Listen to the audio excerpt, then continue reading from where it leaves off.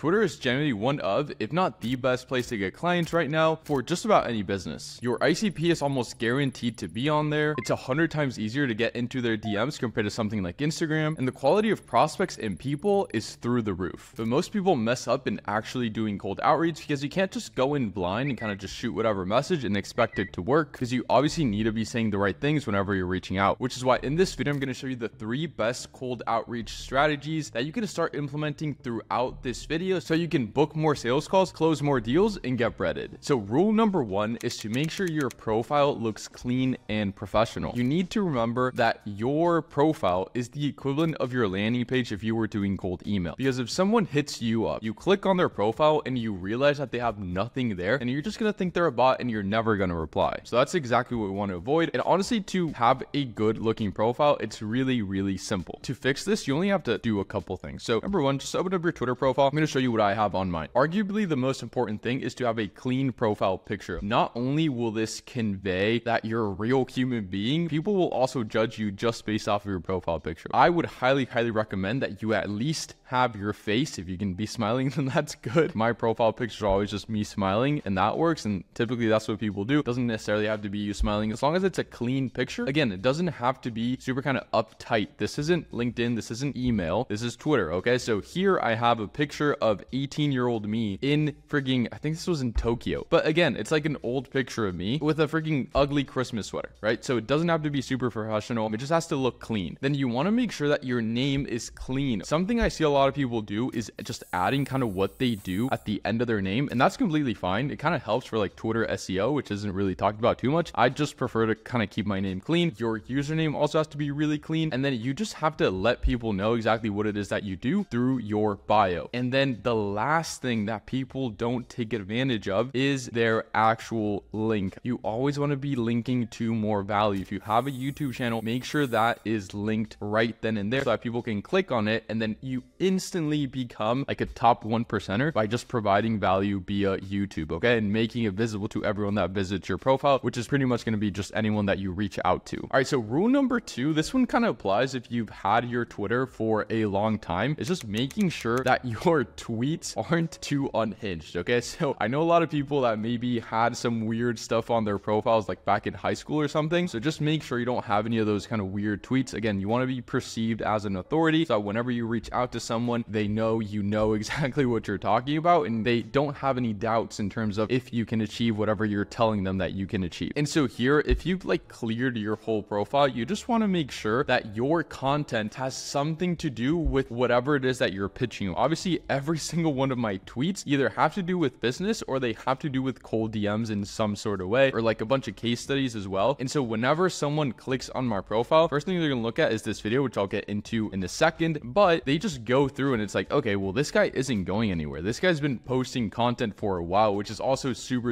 important whenever you're doing any type of social selling, especially online now. It's like, okay, is this guy gonna take my money and disappear? They see that you've been posting content for the last year and a half, then odds are, again, the perceived likelihood of achievement just goes through the roof, because at least they know that you're not a freaking scammer. Rule number 3 is honestly a must have, and you can't really do any type of outreach if you don't have it, at least on Twitter as of right now, just because of the rules changing up, and that is getting the blue check. You 1000% need to get the blue check mark. If you can't for whatever reason, meaning your country is blocked, figure out a way to do it. Just do like some type of VPN or something, get the blue check, because without it you can't really send DMs, and it's $8 a month, okay? So just spend the money. I mean, without it you just can't do any outreach. So the 4th rule, I've never seen anyone talk about this, and it's super important, is to get mutual followers with whoever it is that you're reaching out to. Just figure out a way to do this. There isn't like a specific method that I've used other than just kind of be a bro and just kind of talk to people on Twitter and just be cool whenever you hop on calls with people. That's pretty much the only thing I can say there, because if you go to messages and then you go to message requests, you'll see at the very bottom of kind of like their profile rectangle, you'll see followed by, and then you'll see a bunch of names. If there's big people that they follow you, then again, just your authority levels just go through the roof. For example, let's say we were reaching out to ecom brands, and let's say that the founder of Ridge Wallet and the Hexlad guys and the Woobles or something all follow you. Every freaking guy in ecom follows those guys, and so they'll be able to see that those guys follow you, and so just right off the bat it'll be like, oh,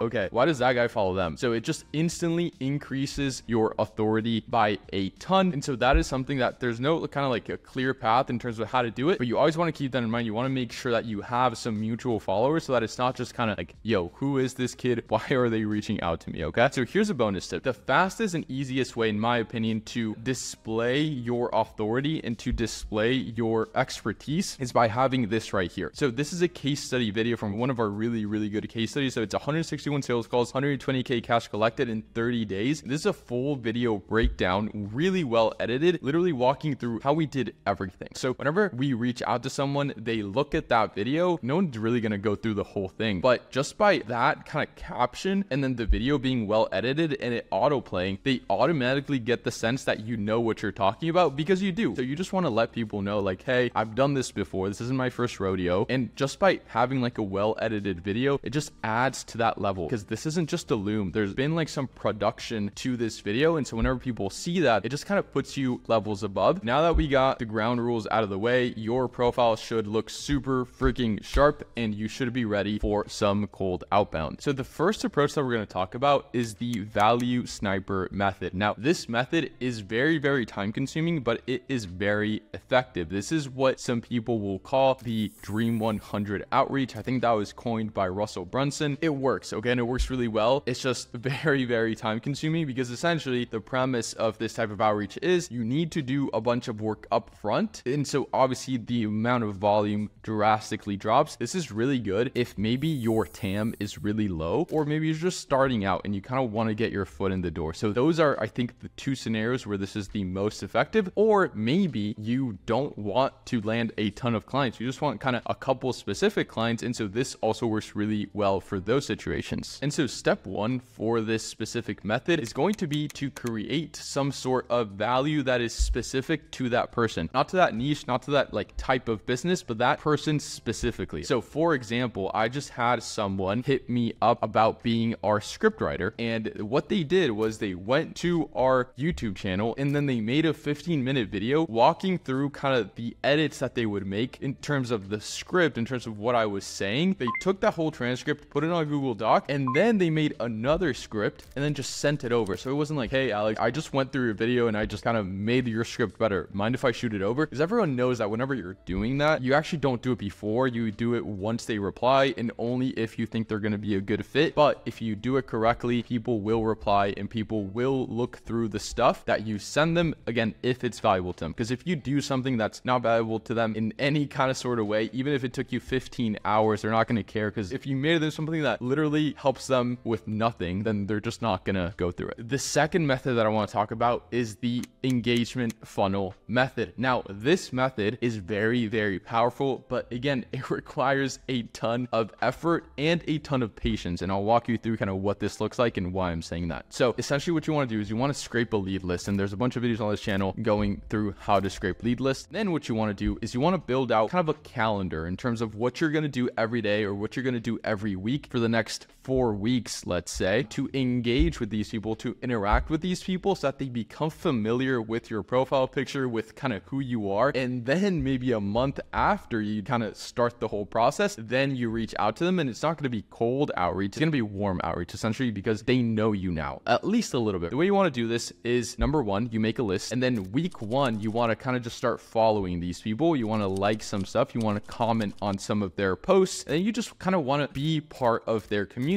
If they have a LinkedIn, let's say, you follow them on LinkedIn, you connect with them on LinkedIn. Maybe they have a YouTube channel, you comment on their YouTube. Maybe they have a podcast, you leave comments on their podcast. You gotta just do everything to become a part of their ecosystem. I've seen this be the most effective on Twitter. And then once you've gone to 2-3 weeks of this, week 4 is when you can actually start thinking about DMing them with a super conversational approach. And this will only work whenever you know for a fact that these guys have a problem that you can solve. Absolute game changer that you can do whenever you're actually reaching out to them. So after, say, the 3 or 4 week period, is that you actually want to reference back to something that you said on their profile maybe 2 weeks ago, because they'll be like, okay, well, this person has been on my profile for a while now. They're not someone that's just new. And so again, the odds of them replying just go through the roof because of the reciprocity principle. Highly recommend you do it if you're just starting out, if your TAM is really small, or maybe you just can't take on a bunch of clients. maybe you're still a freelancer, you can only take on 2-3 clients, then these two strategies are going to work really, really well for you. The third and final strategy that we're going to cover today is the strategy that I use the most at our scale right now, and that most of our clients use that make it really, really big, is the max volume, max personalization, max value method. And what's great about this method is that, number one, it's the most powerful in my opinion, and number two, it requires the least amount of work once you figure it out. Emphasis on when you figure it out, because it does take a while to kind of figure out what works, but once you get something to work, then you just pump more volume and it'll keep working. And so step one, what you want to do is you want to have a really, really strong lead magnet that your audience really, really wants. For example, our lead magnet as of right now that's been working for almost a year now is 1,000 free leads in the prospects ICP. But before we got to this, we went through scripts, we went to free setup, we went to free onboarding call. We did a bunch of stuff that people really weren't resonating with. Scripts worked really well, but it just took a ton of time and it wasn't super scalable. But we figured out how to actually scrape leads for people in their exact ICP in literally seconds. Now, number two, how are we going to personalize? Now, with Drippy, which is our tool of choice, you can personalize using AI. Now, there's a bunch of other methods for how to personalize. You can use something like Clay to personalize, which is really, really good. You can maybe leverage VAs, or maybe you can just use ChatGPT and kind of do it manually. It doesn't matter. What you want to do is you want to just personalize. So personalization, value, and volume, those are kind of the main three things. And I'll show you here in a couple of seconds the exact message that we're using for this specific strategy and kind of the results that we've been able to get. But once you figure out the value, then you need to figure out how to personalize that value at scale. Then you need to figure out how to pump a ton of volume through that offer. One Twitter account will allow you to send up to 500 messages per day. And so you can just kind of keep stacking accounts, and depending on how many messages you want to send out, that's kind of the volume that you can run there. And so that's the math that you can play around with depending on how many messages you actually want to send out. Twitter outreach is no different than any other sort of outreach. You just want to make sure that everything, especially the ground rules, are covered in terms of profile picture verification, cover photo, name, username, description, video, followers, no followers, and then mutual followers. So once you have all those three things, then it is literally impossible to fail. Then you just run a bunch of volume through that offer, through all those accounts, and you are literally golden. This is actually one of the variations that we're running for our campaigns right now. Like, this is live right now. Maybe you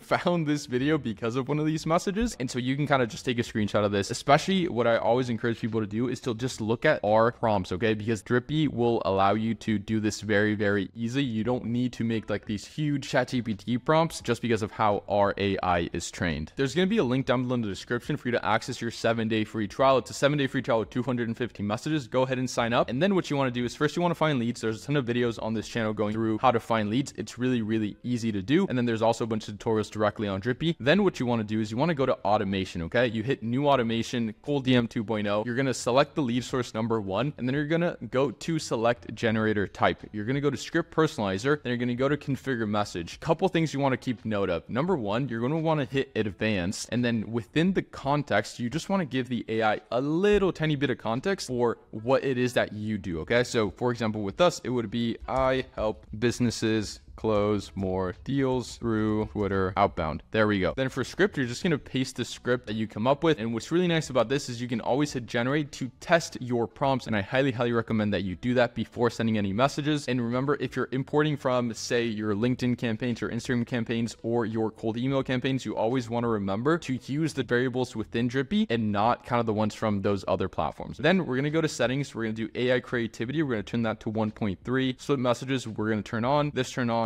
this turn on. So include all websites and include all recent tweets so that we get the best shot at actually getting a really, really good message. So once you've got this, you can go ahead and hit next. You can add any variants if you want. So it's just kind of A/B test. We're just going to skip for now. You can add as many follow-ups as you'd like. I typically do 1,000 free leads, and I do this just one day afterwards, and then that's it. Based off of our research, we found out that 80% of the replies actually come from the first message, so follow-ups aren't overly necessary. But again, it's kind of the 80-20 principle. Then you want to go ahead and hit next, and you want to make sure that these specific settings are turned on. I typically do 16 messages per hour with warmed up accounts, but if your accounts are not warmed up, then you want to just do 6 messages per hour, and then you want to increase by 2 per hour per week. Okay, so week 1 is going to be 6, week 2 is going to be 38, so on and so forth until you hit 16, and that's where I stop my campaigns. And then that's it. Once you've set everything up, you just hit start automation, and you're going to start sending a ton of volume of super personalized messages that provide a ton of value. Now that we've gone through everything, there's kind of a couple more things that I want to talk about that are going to apply to all three methods that we talked about today. Because I know a lot of you are just going to kind of watch this video in the background and not really take any action. But since you're not a lot of people, you're actually going to take advantage of this and see way better results than everyone else on the market. The best type of outreach, and this isn't me saying it, this comes from Alex Hormozi. Go watch our Alex Hormozi video. It's like our most viewed video on this channel. The best type of outreach is max volume and max personalization. You always want to remember that whenever you're doing any sort of outreach. And what I always add is max value as well. Number two is you always want to be testing. If you haven't found something that's working, it's not that outreach won't work. It's just that you haven't found what works for you. Outreach works. It's kind of a fact at this point. You just have to make sure it works for you. You have to make it work.